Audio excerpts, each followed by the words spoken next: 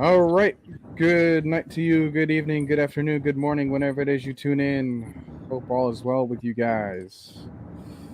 So over here on the left part of your screen with the Kyle Pitts jersey and the black cat with the headphones. I'm referring to myself, and I'm also referring to the right side of the screen with the Kyle Pitts jersey and the black hat I over see the what you did headphone there. with the glasses and that sort of things. And then below us is, of course, our co-host Trey, who had a bunch of difficulties trying to make it here. So we're gonna give him the benefit of the doubt here. Speaking of which, how's everyone else doing in the chat? So we have Alex. Here we go. If you are still in here, please let me know because, dude, check your DMs. You should be the fourth member of this panel. Why is it so hard to reach you? Yeah, I'm calling you out. Um, so the rest of our real roll call, we have Falk fan Poppy Pitts. We have Pat Norris, mother of Lyric. It's Lyric's mom. We have Red Swarm. We have Maggie T joining us, being our general manager in the chat. We have D Coleman, and we have Todd Mullis that just showed up for us as well. So we appreciate you guys tuning in early. We also have Jack Savage 1404 that just came up. That's a new name. So how's it going? Um, so yeah, quite the game, quite the ending. But let's talk about this from each quarter, because some people might want to forget that the first quarter happened because it was only 2 drives long. Uh, Vlad, I'm gonna get your. I want your thoughts on how you think our defense did. Trey, I want your thoughts on how you think our offense did. You want to start up, Trey, or you want me to go, dude? You can go. Got you. I mean, honest to God, it's about what I expected. Really, I mean, it was honestly a little bit sloppy. Uh, Dean Pease in some parts of that game was fuming. You could just see it emanating from that sideline because some of those were just plain sloppy. But uh, it wasn't nothing really surprising. I mean, it's the first game of the season. That they're. I mean, the run game looked okay as far as shut it down a little bit, but the coverage was kind of. But that was mostly from like more your depth players. But Yeah, I guess I should preface this by saying about the people that we didn't have. Along with this, I have a graphic that I should have included in here, but I didn't. So I'm going to try to do that now. In the meantime, let's think about the players that did not make it. That includes Brian Edwards, Marlon Davidson, Troy Anderson, Nick Kwiatkowski, Jalen Hawkins, and Isaiah Oliver. They did not make the trip to the game. So if there was any problems with our residential defensive line piece to some of our linebacking core, which I think it was just mostly Rashawn Evans that made the plays in the first drive, and then some pieces of our secondary, mostly important like our would-be starting safety and our would-be starting slot corner. So those guys were not a part of the defensive front. So yeah, definitely you there's got going to to be give some them. rust in there. Yeah, exactly. You definitely got to have a little bit of a pinch of salt there, but I mean, wasn't nothing too surprising. I think it'll improve. I don't think the Dean Pease is going to refuse to let it be like it was last year. Like that's just not going to happen. So I No. think it'll eventually, it'll eventually get better as we go. But yeah, like I said, nothing too shocking about what I expected. So Yeah, you could probably give credit to the Lions as well. They came in, you know, fighting hard at the beginning, didn't let anything get in their way. That should have been our defense. But for what it's worth, they only had the drive that lasted about 5 minutes. Um, wasn't a whole lot of things that our side may have been able to do as far as being opportunistic, but we made up for that with the following drive. So Trey, lead us into that. Surprised none of you, both of you, didn't say anything about Arnold. They did pretty well, other than We're the gonna get to that yeah, because he had an all-around great performance. yeah.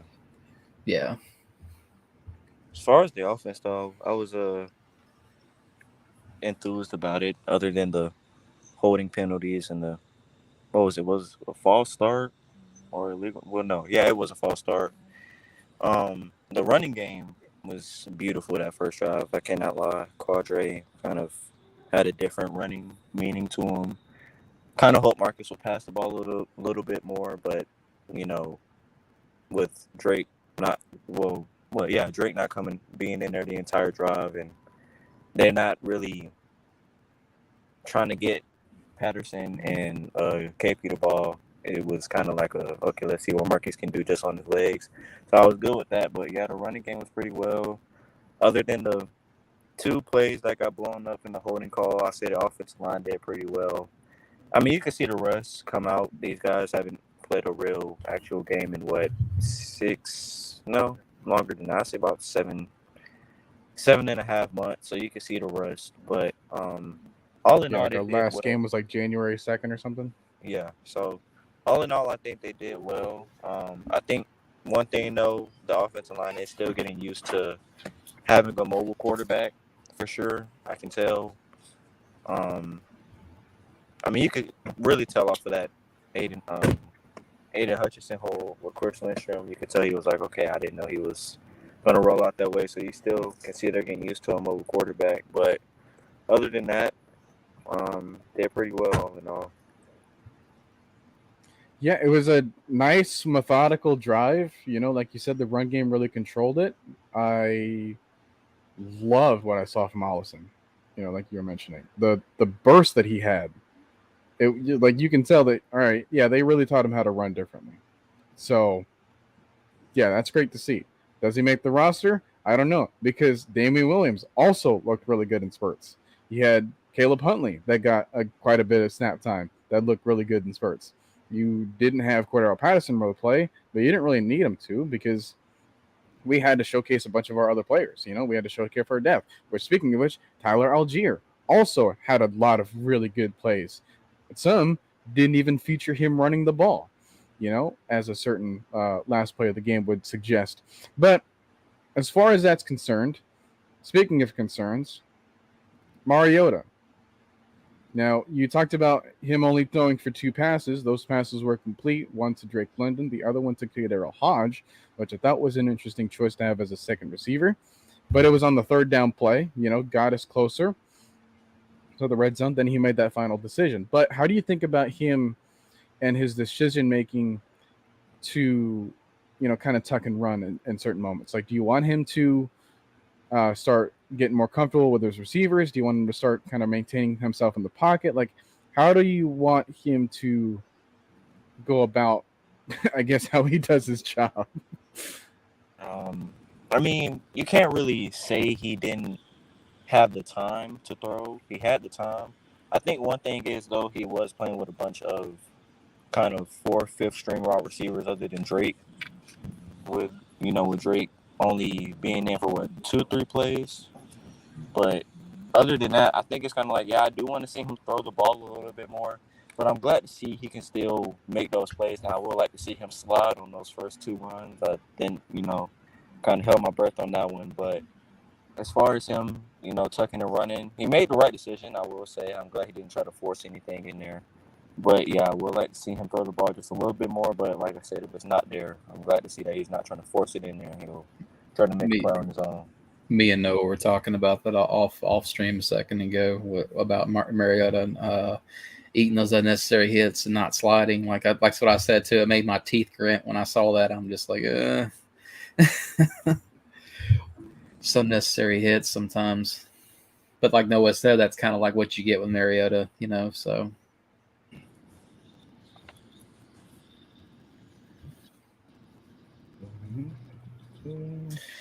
But is it okay if I throw something out there about the offense too, or? Yeah, go ahead. Okay. As far as Mariota went, you definitely see why the team itself kind of announced early on that he was the actual go-to for quarterback. Like, he felt like he looked really natural in the pocket there. You can tell he's definitely been in this offense before. The connection with him and Drake, that was a thing of beauty. The fact he got out of the pocket and could extend plays and kind of mask maybe some of the more of the protection issues the line may experience. I mean, like I said, it's extremely early still, so we'll have to really see what happens. But, just having the ability to kind of get out of the pocket and actually extend plays like that is just invaluable to make other teams pay with his legs. He looked great. Like, it doesn't look like he lost a step or anything. Like, it seems like he's still the same guy he was when he came out of Oregon. I really liked Mariota.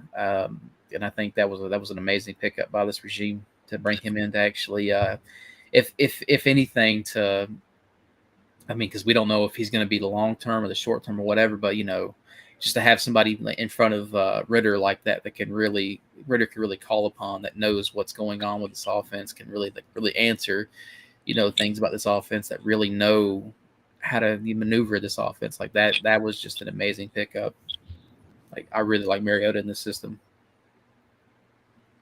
Yeah, and it's like I said, very predicated off of play action. The run complemented the passing plays that we had, because now you got to see, all right, let's take a look at some man coverage. Let's try to maneuver these linebackers. Let's get them out of position so that, hey, I always have an extra option in my bag.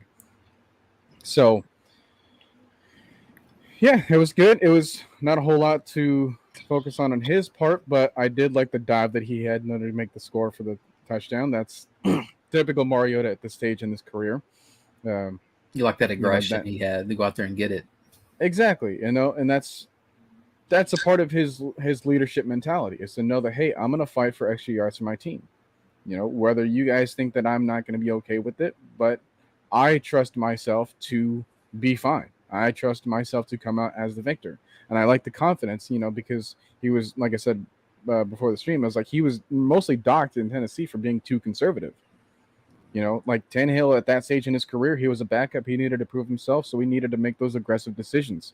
And, it paid dividends for him. And now you're getting to see Mariota play that role where it's like, hey, I need to start fighting for this team a little bit more than what I was doing in the past, where I was just kind of, I was being safe with the football, but I wasn't, giving us the points that we needed, because they were still kind of like around like the middle of the pack when it comes to our offensive performance. But now I can see that edge in him that a lot of people saying that he didn't have because he didn't sound a certain way. But I digress. Let's move on to the second quarter. There was a couple plays to talk about, one being a certain interception, but never mind. That was a roughing the passer, but never mind. That didn't really look like a roughing the passes, but never mind, because it was the second quarter. Lions, get over it. It happens in games. How do you guys feel? You want to go ahead first, Trey, or? I'll take it. All right.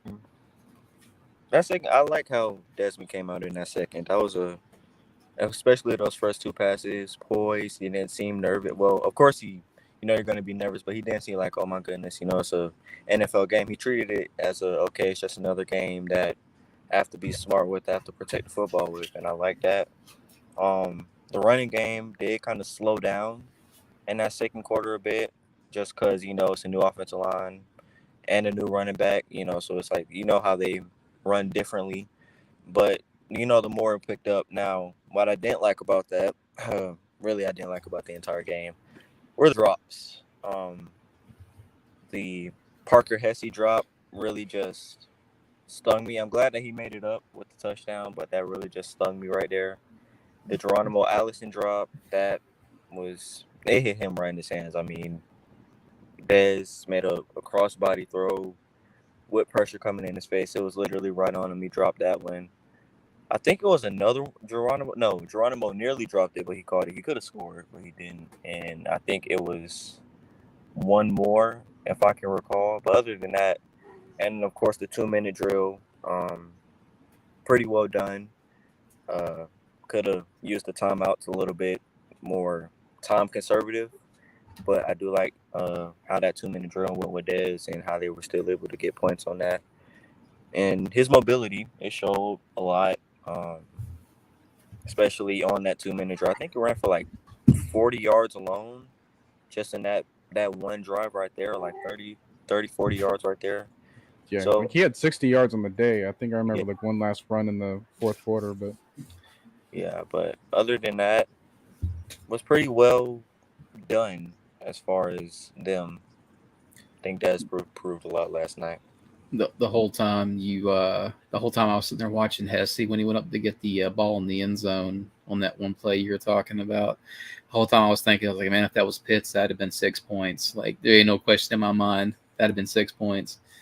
But yeah, the drops. I mean, the drops were kind of killing me. I'm not even gonna lie either. Like I was telling Noah off camera or off stream rather, that Ritter could have easily left this game with like 200 all-purpose yards. Like he was phenomenal for his first ever game in the NFL. Like as far as what he accomplished out there, and I mean you really can't ask for better, especially like when pressure started really barreling down on him to like really kind of rise to that occasion to overcome it. Like that's gonna pay dividends to him. Yeah.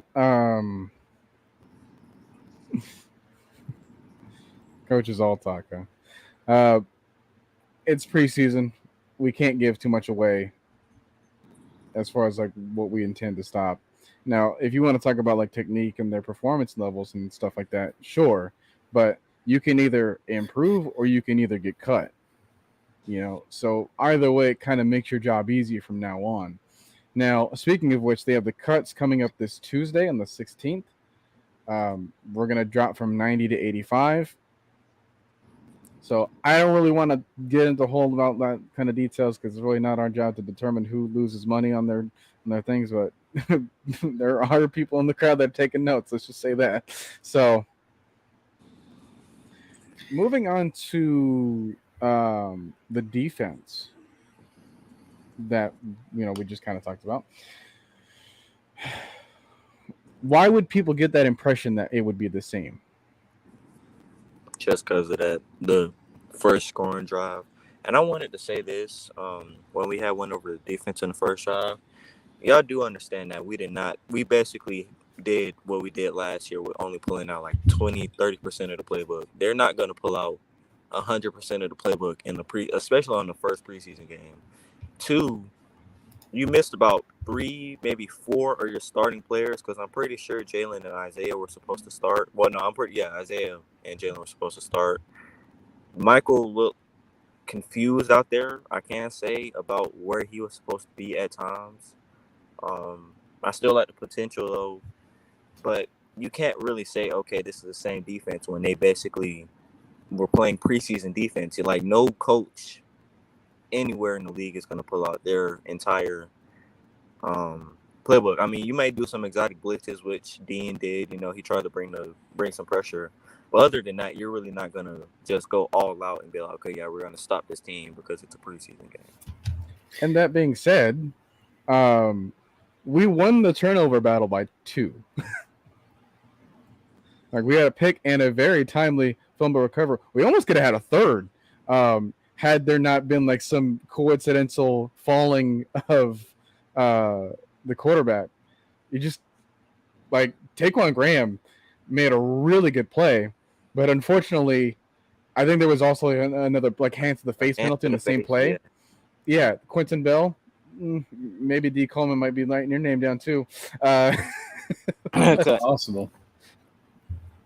Because that could have been a difference maker had that ball done anything else than just kind of fall directly into his thing. Even the commentators were like, man, that kind of looks like a Madden glitch. But yeah, I think overall you like the fight. There was a lot of tackling right after the thing. There was that 45-yard play that was given up. I want to say that was Valentine. It's hard to tell because we got 2 players wearing number 25. But yeah, it was. What you got to remember is that there was the offsides, the same, on the same play. And I think the corners, they weren't really aware if the play was going to be continued or if the play was just going to be called dead, because sometimes they do that. Now, yeah, you can let that one slide. The safety, I think that was Mike Ford. It's kind of hard to tell when they have dreads, but yeah, they just took a bad angle. That's all I got to say. Like, that's not Richie Grant. Like if you think that that's going to happen to him, that's not Jalen Hawkins. That hasn't happened to him. Even Eric Harris could have been closer to that play if you don't trust him that much. Like, yeah, that was just a bad angle of pursuit. Like he was like worse than Raheem Moore on that playoff game. So, yeah, you're obviously not going to let that happen every single time. That's just it's a mishap. It happens. Whatever. You move on. You get that short memory, and also with balance on with that one-handed catch by Devin Funchess in the end zone. It was good coverage. I mean, it was just a better play. Sometimes you just got to give credit to the opponent. I mean, and Devin Funchess, kind of what that was. Devin Funchess isn't exactly a small dude either, so No, they were saying that he's like 6'3", 240. Exactly. At this point, like they moved him back to tight end. Like that's how big he is. So, yeah, and if you want to get into everything else, technically, like we can, I guess, try to do that. But we're gonna move on to the third quarter action now, or do you want to get straight into the good stuff when it comes to our fourth quarter? No, let's go to the third. All right, because that's when because that was, I want to say, when the Alford interception was, right? Yeah. Want to go right. first on one, Vlad? Yeah, I mean, as far as that, I think that was really what kind of juiced the team as a whole, is when he went out there and snagged that. I mean, that was a phenomenal play by him, and I think honestly that's really that kind of stuff. That kind of, when you go out there and you can make these plays that really kind of set the tone of an entire game, that kind of stuff will really stand out to a coach.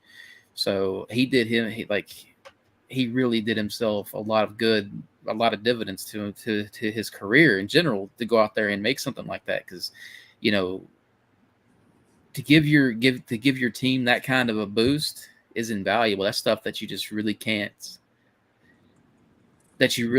like duplicate in any other ways. So I think that was kind of the turning point that really brought this game back on the side of the Falcons. So, I mean, the dude, that was just a great play all the way around. Like, it was just great technique. You can tell he's really been absorbing the actual, like, what he's been being taught, and just, yeah. I mean, the dude was great. I don't know what else to say. It was just an amazing play.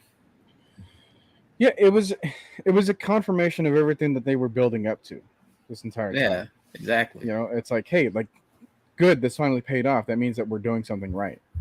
Yeah, and exactly. when they get that first like notice, they ran with it, because then something else happened right when we needed it to. Exactly. I also like that he didn't stay on the ground after he got the INT. Kind of got back up, tried to take it back to the house. Oh yeah, you best believe coaches and stuff see that kind of stuff too, because there's one thing that a player to get an interception like that, and they think, I've done my job. It's another thing to like be like, oh, nobody's touched me yet. Let me get up and capitalize on this. So, like, you best believe the coaches were definitely checking that out. And yeah, he made him some money with that play. Not even gonna lie. Yeah, let's take a look here, because got an interesting comment here by Dave. Says, I'm going to say it because no one else will. I'm very disappointed in Grady's run defense. I know he gets double teamed and at times triple teamed. Grady's run defense has fell off noticeably to him.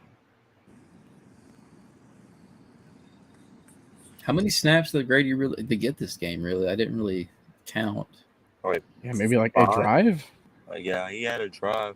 What y'all have to realize is this dude is, when you get double and triple team, y'all have to realize he's not going to capitalize on every one play. He made the play downfield. I can see, okay, he got triple team, and then the running back's like 3 or 4 yards in front of him. He just gave up. He ran downfield to try to make a play, and I think he made a play on 2 of them. And some of those plays were just the defensive end tried going inside, and he just bounced right back outside. Grady can't do anything about that. And I understand that, some of these defensive end, Arnold and Lorenzo are trying to make plays. But like I said, you have to do your job. And if Grady can literally stand there and just keep 2 offensive linemen right there, that helps out the linebackers a lot. That's what I was about to say. When your edge rusher is cutting inside or knifing inside, that running back's, oh, okay, outside's wide, I'm gonna bounce out there. Grady can't do anything about that. Okay, maybe he should have had one play at the beginning of the drive where he could have been like, okay, yeah, that you should have had that. But other than that, it's just like he can't really do anything about that if other people are trying to become superstars instead of trying to do their job. You can't do anything about that. I mean, Grady could have been kicked back drinking an espresso as long as he's taken up 3 players on that line. I mean, he's done his job at that point. At that point, it's not so much on Grady as it is on the rest of the team because, I mean, what else do you want the man to do? He's already eaten up 2 defenders. Yeah, and it's like you take a look at his like some sort of counterpart. The Rams' run defense isn't all that good either. I mean, that hasn't been the case for a while. Like, yeah, he's like Aaron Donald's a phenomenal pass rusher, one of the best we've ever seen. People can run on him too. It happened with the 49ers all last year. He got put down like he was a dog. Like they were just you were wondering where Aaron Donald was at on most plays last year when you faced the 49ers. Well, that's the reason why they went out and signed the linebackers they did this offseason is because when you have situations like that where you got 2 or 3 guys on Grady, you got these thumpers behind them that can go up there and really stuff these runs. So, at that point, it's no longer a liability if Grady doesn't go out there and just do everything like he normally has to. Yeah. We touched on him. But if you want to give us a little bit more tidbits, we can really dig into it. Yo, AK was my dude last night, or he was my dude Friday night. Like he kept getting continuous pressure. That dude was a monster. It's like, yeah, if you want to talk about a person that at the surface didn't have a whole lot of like stats and whatnot, like he had like a quarterback hit and everything else, but when you watch the game, you can tell there was the pressure, there was the disruption. Yep. Like he was setting the edge when it came to the run, something that we have not seen in a while from a certain Stephen Means. And his technique, like his hand placement, he had counters, he had plans, and he had like the spin attack in order to cut to the outside. He was messing up with that quarterback's head. Now, did everything else work and come to fruition? Not all the time, and that's the moment where you really can't put the blame on him as a pass rusher. It's like, hey, your job is to rush the pass, rush the passer, disrupt the play, do whatever you can in order to do that. Whether you bring him down, you swat the pass, which, by the way, great swat of a deflection by Nate Landman. Mm-hmm. I'm just gonna make that clear because he almost, like, if we would have found that ball like right up in the air at the right time, like we almost could have had a pick six there.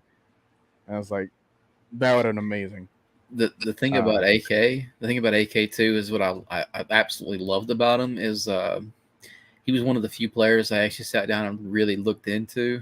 I haven't really had a chance to dig too deep into a bunch of players, but he definitely was after I got finished with Ritter. It was AK basically, and this man, like when he would actually engage the lineman, he wasn't just like settled on just like, okay, this is my pass rush move. If it doesn't work, it just doesn't work. It's like, no, he literally went from like a long arm to a chop. Like he wasn't just content on like, okay, this first one didn't work, I'm not going to try nothing new. Like, nah, he was out there like throwing everything. Like he was trying everything to get to that quarterback. He was doing the same moves on both tackles and just trying to just get a feel for like, hey, can you stop this? Can you stop this? Like exactly. And it wasn't like he just took one play and was like, okay, it just that this one pass rush didn't work. Nah, he was like, okay, the first one didn't work. Okay, let me throw this one at him. Oh, that didn't work. Let me throw this one at him. He was throwing the entire kitchen sink at these guys. Like the dude was a monster out there. Mm-hmm. And D. Coleman saying he's got no spine. I mean, I didn't think he did either. All the bending he did last night. Yeah. What I liked about some of those, even though he didn't get a sack, and even though he got held on most of those plays, he didn't stop rushing the passer. some guys last year, number 6, as soon as they get held or that first move doesn't work, they just stop right there. Or they're like, okay, I can't do anything else. With AK, okay, if this move doesn't work, I'm gonna still go. If I'm getting held, I'm still go. It's not he has that motor to where he's not gonna stop until he gets to the quarterback. And even though he didn't get any sacks last night, you could tell his presence was felt by some of the overthrows and underthrows and throws that you're like, okay, you got to lead him a bit more, but you got AK coming right there. And his run defense, oh my. I haven't seen a rookie edge rusher or an edge rusher like that set the edge since I think Vic Beasley back in 2016. The way he set the edge on the run plays were just it Good, gave me good, Vic hope. Beasley. Good. Not. Y'all can calm down. There's another kind of Vic. There's another kind of Vic Beasley other than 2016. I kind of blocked that out. I'm gonna be honest with you about AK though. Like, it wouldn't shock me at all. Like it wouldn't shock me if he had 8 to 10 sacks as a rookie. Like, this dude is just a beast. I'm not saying he's going to. I'm just saying it wouldn't shock me. Like, this man is a monster though.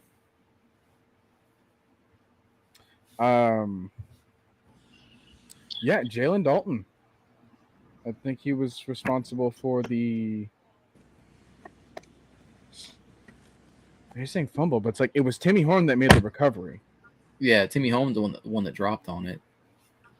I think Dalton pushed him. I think Dalton pushed the center back to where it kind of messed up the fumble. I mean, messed up the snap to where it started, instead of kind of like just driving right back there, it was like circling back there to where Blau thought, okay, it's coming back. It didn't, and then Timmy, it was good intermediate pressure. Like, they both got back there basically. Yeah, I just know that Dalton impressed me as well. I kind of wanted him on the 53-man roster, but now he's kind of showing me that he should. And Arthur was, I think that last press conference before they flew to Detroit, Arthur was saying, Timmy and Dalton have been two of the big guys next to Grady that have been, improving a lot and showing that they belong here. And they showed it. You can show it in the game. I mean, in practice, but when you show it in the game, it's so much better. Well, Alex, you finally checked the the link after 30 minutes. How's it going? I'm doing good, guys. It's a great game. Definitely. Alex, Chiefs lost. How do you feel? Hoo-wee! I can breathe finally. I don't know why they had Mahomes and Kelsey playing in the preseason game, but I really don't. I digress. Yeah, I don't get it. I really don't. They like that. So, that. So, Alex, since you're here, what was your take? You can take this however you want to go, because we talked about everything but the fourth quarter. Okay, I actually have a lot of takeaways. So first off, before the game even started, I had a little bit of things that I was kind of concerned with, and part of it was kind of very, very. It's kind of silly when I explain it, but it's very important, and it's like QB drops, basically, like the drop depth. With Matt Ryan, we kind of we have a quarterback that has like the drop depth or footwork kind of similar to Tom Brady, where he lines up with his left foot. When it's a 5-step drop, it's a 5-step drop, or maybe even shorter than that. So, like, you don't have to worry about him drifting way back inside the pocket or stuff like that. Speed rushes are not exactly the way that he gets pressured off him. More of the power rushes or like the stuff inside the middle, right? So it's not exactly how he gets sacks that way. It's more through the inside. With Marcus Mariota, it's more so through the outside because he lines up with his right foot. He takes an extra step back. So when it's a 5-step drop, it's really a 6-step drop. But I digress. And Desmond Ridder has the same thing. So it's kind of something that I was a little bit worried about with Caleb McGarry and Jake Matthews on the outside. But I noticed that they did a lot of quick drops, meaning they get the ball out really, really quick, or Marcus Mariota would roll out pretty often, or they would use play action and get the running game going. So they did a lot of things to counteract pressure, which is the main things that I was very, very concerned with. with adding Marcus Mariota to the offense because I didn't want him to get pressured. I didn't want it to look like Tennessee where he was just having to deal with pressure all the time. I think that the offensive line and Arthur Smith did a really good job of scheming things around Marcus Mariota. I was gonna say, like, even with like when Ritter threw that rough in the passer, backslash, interception throw, whatever you want to call it. Arthur Smith kind of saw that he was a little bit rattled from that, and she'd come out with just this quick pass to kind of dink and dunk pass to kind of really get Desmond right back on track. Was a great call. I think Arthur Smith in general had amazing calls all through the game. Honestly, Ooh, actually, I want to answer this. Me personally, I think D'Angelo Malone did pretty good, in my personal opinion. Yeah. He set up. He was pretty strategic in his moves.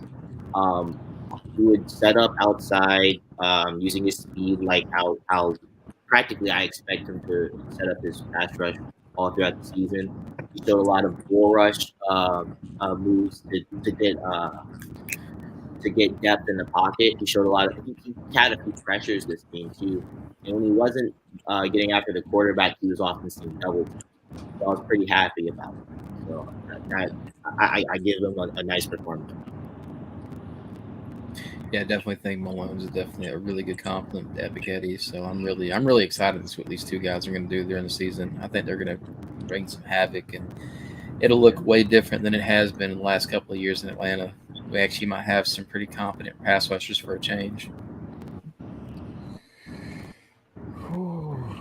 You love to hear that.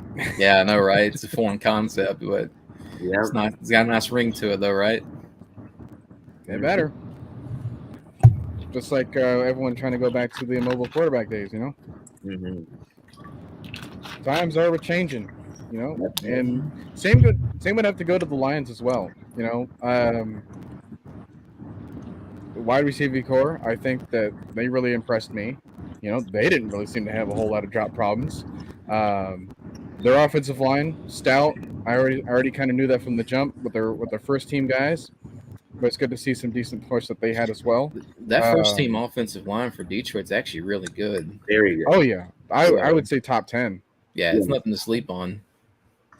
So yeah, I already knew that. They've been working on that ever since Dan Campbell got there.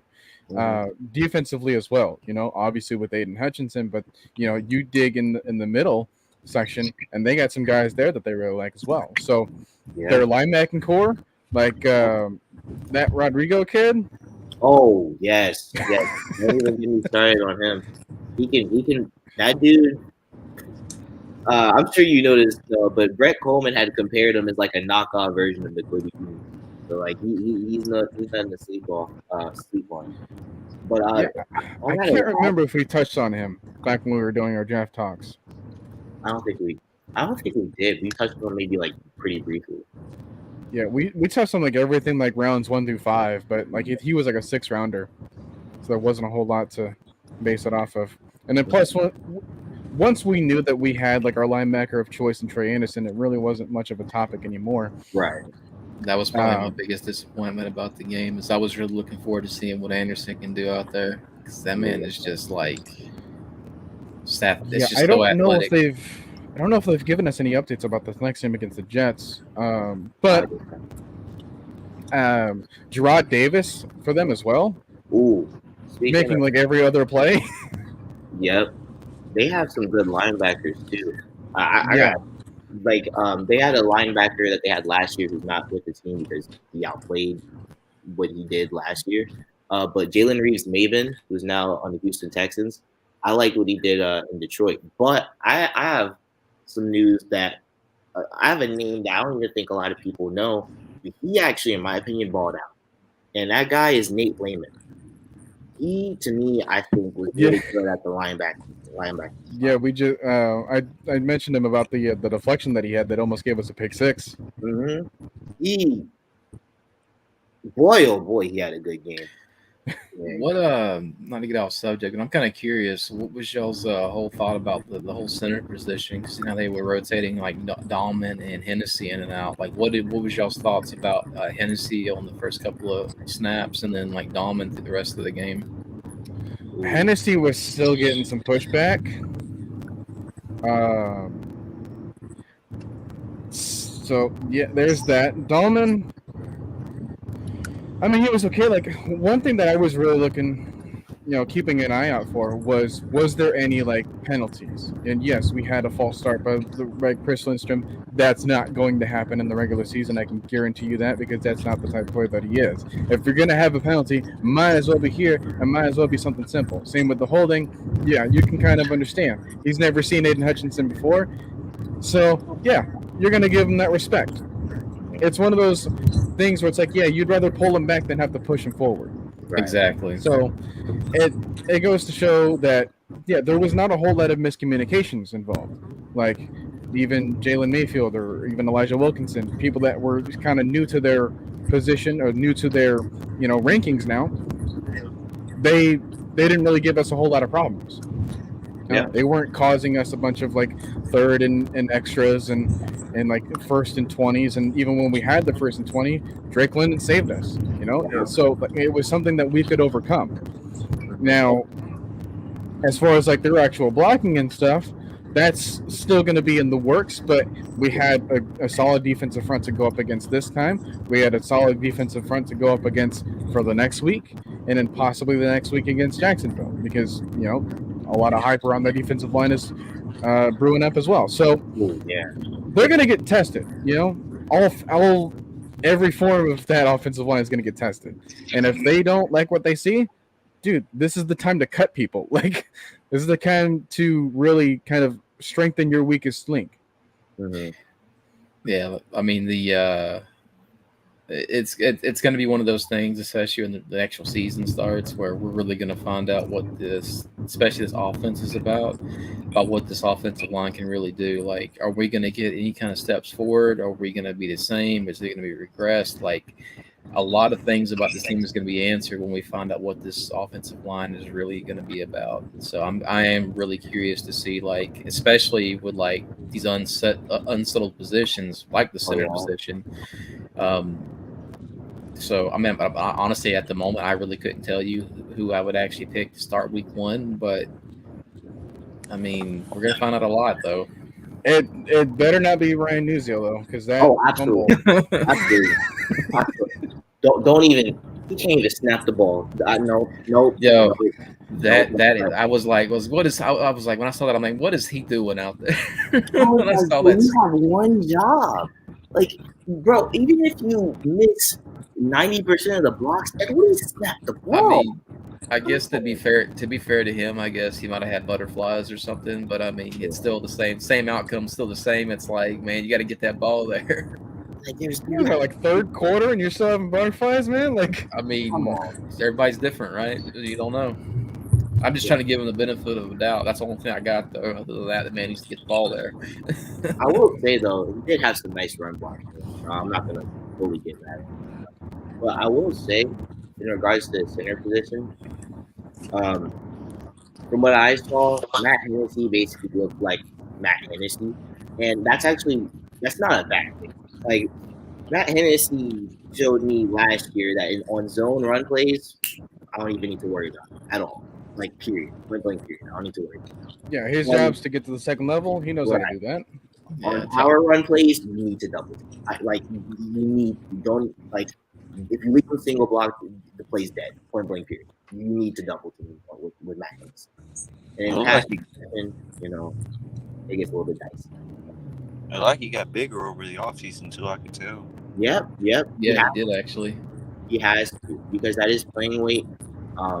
He's gonna just get really around. And I think in pass pro, like, it's not like, oh, he quick off the line. It's more of like a slow burner. Either he'll face an athletic defensive tackle who knows how to bend, or it's a guy who might actually have good hand use. So I give Matt Hennessy more props when he loses than maybe some other people. But I think he did good. Drew Dahlman's issues were more mental than anything. It kind of pissed me off.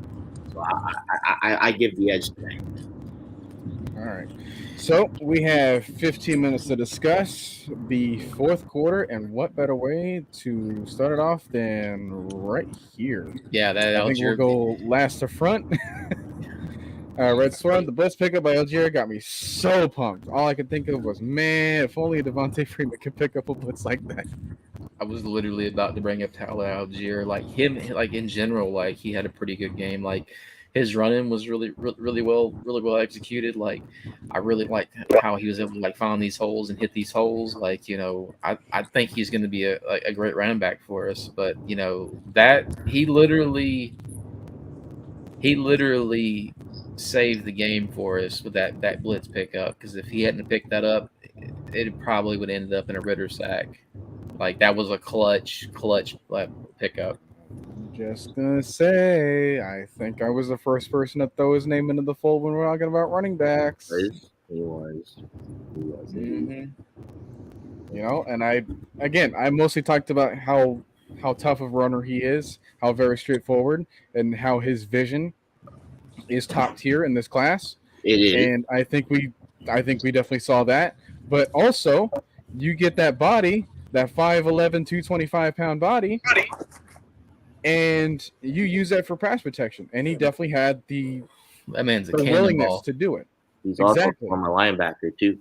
Mm-hmm. I was like, dude, is that you or is that Mike Tolbert? Like, yeah, like that he really impressed. He was probably like one of the top, like him, Epiketti, and Ritter were probably the three like rookies that really impressed me. To be fair to Drake, though, he really didn't get a lot of play time, so I don't really count him. But those three players, one for one.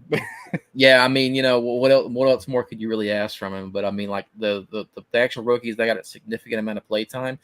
Those three guys were just like lights out all game. Like I really liked what I seen there from all three of those guys. Mm-hmm. Like, I'm not even gonna lie, the quarterback position though, it had me a little shaken. But when like Ritter went out there and actually showed that he actually like could belong in this league, like that kind of settled my nerves a little bit. So I'm really happy about seeing what he did too. So yeah.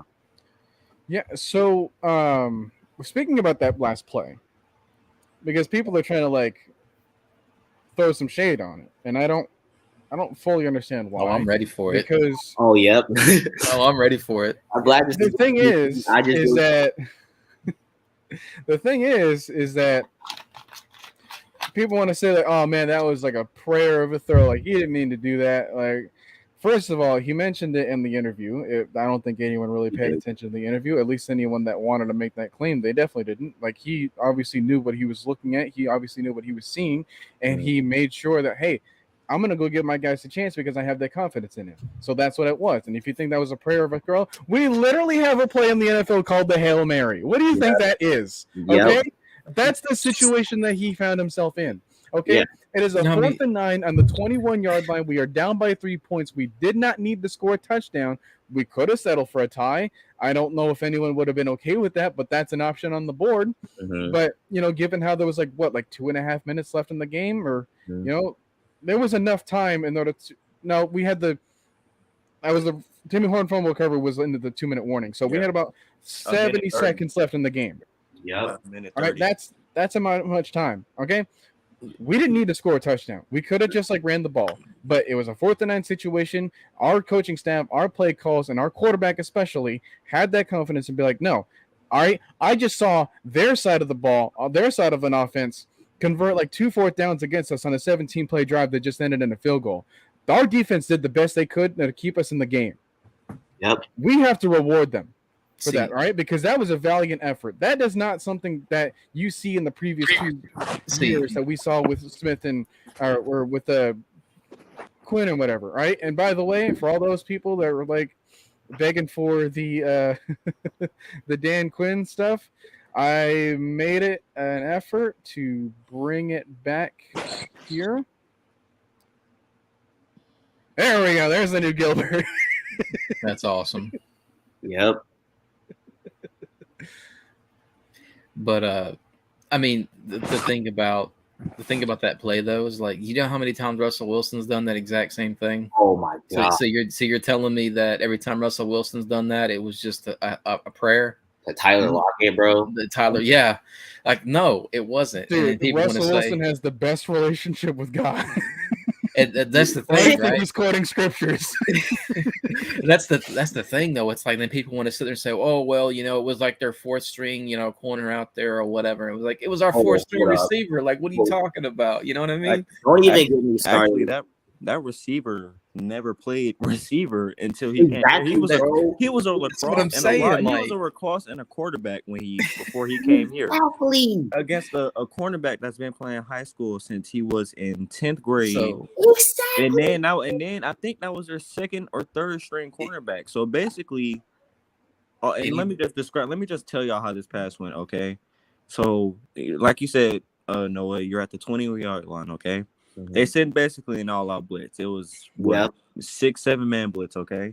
Mm-hmm. So you have to run out the pocket. You run about 5 to 10 yards back. So you go from about the 24 when you do the 3-step, 5-step drop to about the 29 to 30 now. You have a guy running at you. You have to throw the ball basically into the end zone, and you're throwing that off of 1 foot and with all arm strength. And it's not okay. I could have seen if he overthrew it or underthrew it, but dude, he threw it on point. It hit him in the money. That wasn't a duck either. I had a good spiral to it. Yeah, that was a direct spiral into his hands. See, that's the thing about it, right? It's like when you look at the ball placement on that, like it couldn't have been any more perfect, and it really had to be. Because if it was a little too high, it would have got swatted. And if it was a little too low, it just wouldn't have got there. Like, he had to put that on the money. Right. So, like, anybody people can miss me with that nonsense talking about that. That was a prayer. That was actually like Ritter going out there and executing that factor. Yeah. You go to the catch with Dwight Clark. You want prayer? You go to the NFC Championship game and you watch that 2-point conversion that Russell Wilson threw. All right. You want prayer? You go back to the 2015 divisional with Aaron Rodgers through like basically 2 or 3 Hail Marys there. All right. The Hail Mary. You want prayer? and by the way, even if it was a prayer, Desmond Ritter played really well outside of that one interception the entire game. Like the entire game for a rookie. The entire game. Mentally, his processor was nice. Arthur Smith didn't call one bad play, period, that I saw. Yeah. And like I said earlier, I really like how, like, once he saw Ritter was rattled by that interception, he called that just that quick little little pass there to kind of get him back into the groove of the game. Right. But so like short memory. Yeah, exactly. Arthur Smith completely understands what kind of player that Desmond Ritter is and how to basically go about using him. And that was a great example of like how you get a player like Ritter back on track after like something that could have rattled anybody else. Yeah. So like Smith did a really good job in this game too, definitely. But as far as Desmond went as himself, like, man, there's literally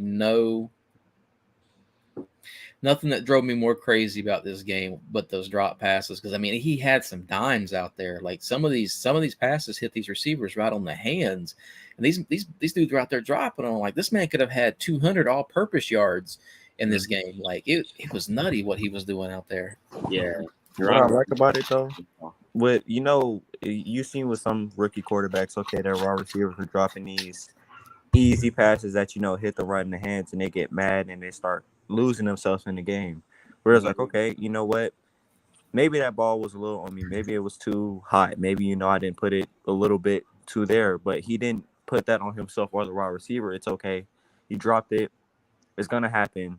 Next play. He's not sticking on it. He's not saying, dude, you should have caught that ball. I put that right on the money. It's no. Next play. We got a next play. Let's do this. That's what I like about him. And that's where that maturity comes in that they talked about.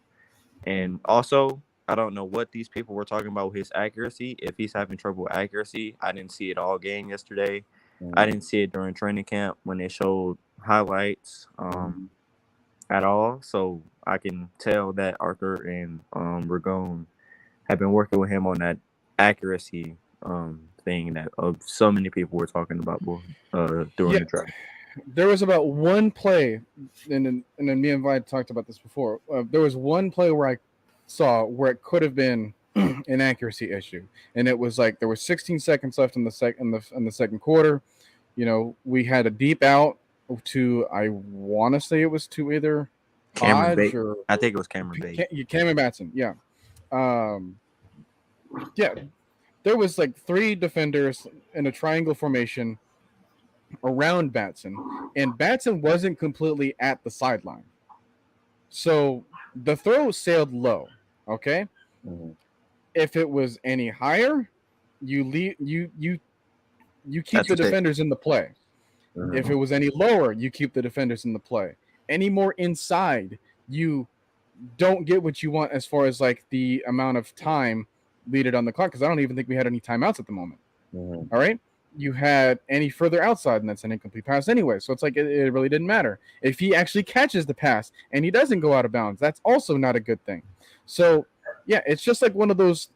Even the last play before we had the field goal to send it to tie it up at 17-17, there was that one little quick out that we were trying to hit, and he just threw it out of bounds. You just made that throwaway. It was a smart decision. It goes down and it chalks it up in the books as an incomplete pass, but that was all you needed to do. Those are the kind of plays that you like to see by a rookie quarterback too, able to diagnose the play and know when to throw a ball away.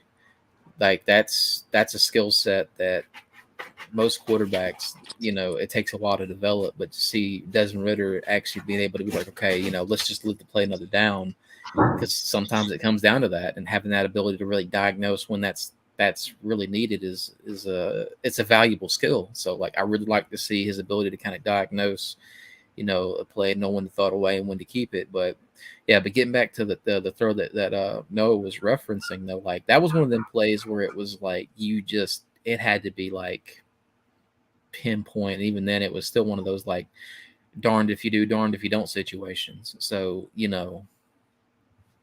don't really hold it against him too much. Mhm. And I want to kind of say this last point before we start winding down. I wanted to kind of give a lot of props to Jared Bernhard, the lacrosse guy. Yeah, he did good. He did good, but it's even like in game, right? Before I saw him in game, I was already pretty high on him just because of what I've seen him do in practice. Because there's obviously leaked footage on training camps. There's a few guys. I'm not trying to get in trouble, but they have some nice highlights or footage on people in practice, and he was tearing it up against a lot of corners. And in my personal opinion, if we're talking about, I have three wide receivers that I'm going to list off: Tayshaun James, Stanley Barry Hill, Frank Darby, and you could maybe even throw Geronimo Allison in there. I think Jared Bernhardt might be the leader of that whole wide receiver group that I just named. Me personally, that's where I think he's at. It wouldn't shock me. He has really maybe as a receiver, I'd still keep Darby there for the special teams because he did right. He's a beast on do special. well there.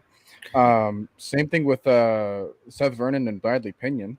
Getting us in good field position, not having any punts go for the touchback. So that's good. We have some punts that have some decent airtime. Not like freaking Matt Ariza over there in Buffalo with an 82-yard punt, but it's that was crazy. It's better than a 15-yard one. Like and that's what we were dealing with for like half of the season. So it'll be one of those. I think for the most part, the receiver depth is more than less kind of settled. It'll be one of them situations like y'all were talking about, like who's going to give us the most value on special teams, and then we'll probably stash two, maybe three receivers on the practice squad. That's what I can see happening. Yeah, I mean we have 16 slots. It shouldn't be that hard to find some pieces. Yeah. But yeah, overall, last things that you guys want to say, we're going to close this out. We're only meant to keep this for an hour. Had a little bit of a late start, so we apologize for that. But hey, if you enjoyed the show, we're going to keep doing some more of these, hopefully with the same 4 panel. Keep it a crew. I might just keep it exclusively to my channel. We'll see. So yeah, Alex, we'll start with you. You have the least amount of time on here. What you got to say last? So first of all, I'd like to say that that I would like for us Falcons fans to keep like the pressure pretty like low when it comes to our quarterbacks.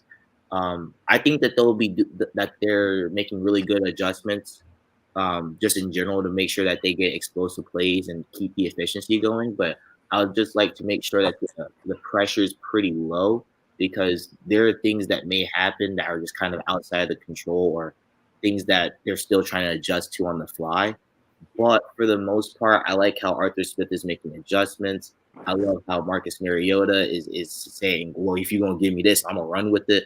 I love how the whole attitude and culture of the team and everyone is really taking this stuff seriously. And they're working on their craft, and that's what really hits home to me. And I can see it on the field. Right. Maggie Fontenot joining in. The GM. What's going on, guys? What's going on? This is first time I actually spoke to Alex, but Trey, Vlad, I haven't really, said hey to y'all, even though I've been seeing y'all do an amazing job on this channel. Definitely like the whole concept that y'all doing, which you're breaking down the years of Falcons, because it's like that's Falcons is all of my life, born and raised in it. So it's like just to go back and remember those moments and everything. I think that's awesome. I also wanted to say, and I'll re-announce this tomorrow, so y'all make sure y'all tune in at 12 noon Eastern. And that's my son with in the back. He's saying hello. I'm giving away tickets. I did this last year. Go ahead. Go. Thank you. He has autism, but he's an amazing guy. Go ahead, lay down. Thank you. All right, but yes, but it's not easy, and it's going to be able to sit with us open practice. I know everybody probably got their own tickets or whatever, but if you want to sit with AFN, and enjoy that, because we finna make that section lit. I don't care if it's just open practice; it's going to be like a football game. So. What it is you email me, Maggie T, Atlanta Falcons Nation. I want to see your best video, your best picture, caption, whatever you want, showing your fanhood. I don't care any part of the world, wherever you're watching us. I want you to show me that you are a diehard fan, because that's why I changed Atlanta Falcons Nation on Facebook, because we are diehards. Anybody that's sticking around to the Falcons, well, we ain't even won one yet. That's a true fan, you know what I'm saying? And still sticking in there. And what I'm liking, I ain't gonna get too deep into it, but I'm liking what I'm seeing from this team now. The aggression is there, the discipline is there. These guys are working hard. You can see the fight in them. Everybody wants a role on this roster. So this is going to be a few interesting weeks coming up. But yes, come sit with us though. Come sit with us in that section. So email me, show me your videos, but please watch your language if you can. But I'll post that on AFN and all the websites and things like that. If you got in the business, put that in your email too, so we can make sure that you are highlighted as well, so you can get some attention. And yeah, Red Swarm, great show. Y'all are doing amazing. I love it. So keep going. But I don't want to keep interrupting y'all. Y'all go ahead and close on out.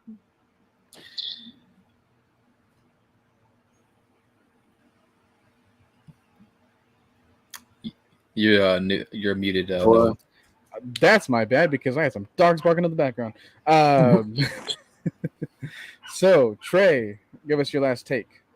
I just want to say I am so happy with how this team is forming out, and that they're not just the starters, but the depth pieces and the UDFAs and the free agent signings that we've been making these past couple of weeks and days actually care, and they want to make not just an impact on the season, but now and here, and they want to win. And that's something I haven't really seen emotionally. I've seen it, some players physically, but I haven't really seen it emotionally. You can see it on the field. These guys are getting at each other, telling each other good job and telling them what they need to fix on, but not just yelling or, somebody scores on somebody and they just all walk to the sideline and don't say anything to each other. And what I liked about yesterday, I forgot to mention this earlier, about that first drive where they scored on I think the second drive in the second quarter. When the Lions scored, Dean didn't just stand there and let those guys talk by. He grouped them up. He talked to them. He gave them he gave them some lessons on what they can do better. And when they went back out there, they only allowed 6 points in that entire second half, and only allowed 3 points on the 17-play drive. And I don't know how y'all gratitude grit, but that's what I call grit right there. Yep. I like that, and I like the emotional attachment that they have, not just to the team, but to each other, having each other's backs and having each other there. And y'all make sure to tune in tomorrow on what Miss Maggie was talking about at 12 Eastern for free tickets, because who doesn't want free tickets, man?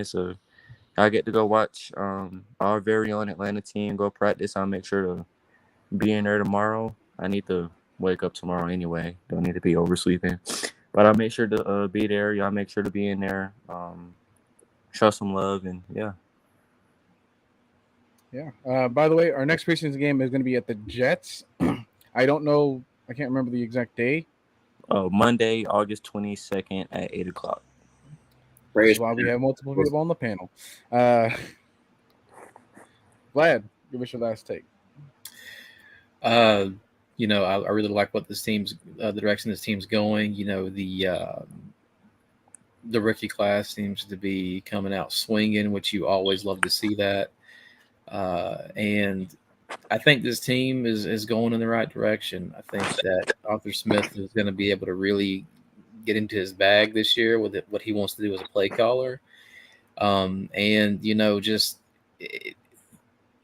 Enjoy the season. Football's finally back. We've been waiting for so long, and it's just nice to finally, be able to watch a game every Sunday or Thursday, so yeah, it's always fun to come chop it up and talk with y'all.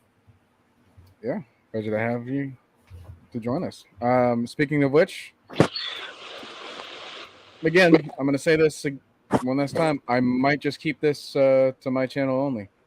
So we got some things in the back. Got here. So that way you can get the email provided for you in case you forgot. It's going to be in all the chats groups. So, but yeah, we're back. We're going to be rolling quicker, pumping up more stuff more than ever. Hey, it takes a village, but thankfully we have a village. So, and we have a awesome crowd for you guys to join us as well. So we appreciate you tuning in. So this is going to be it. And yeah, we're on to New York. Mm-hmm. All right. Take care. Deuces.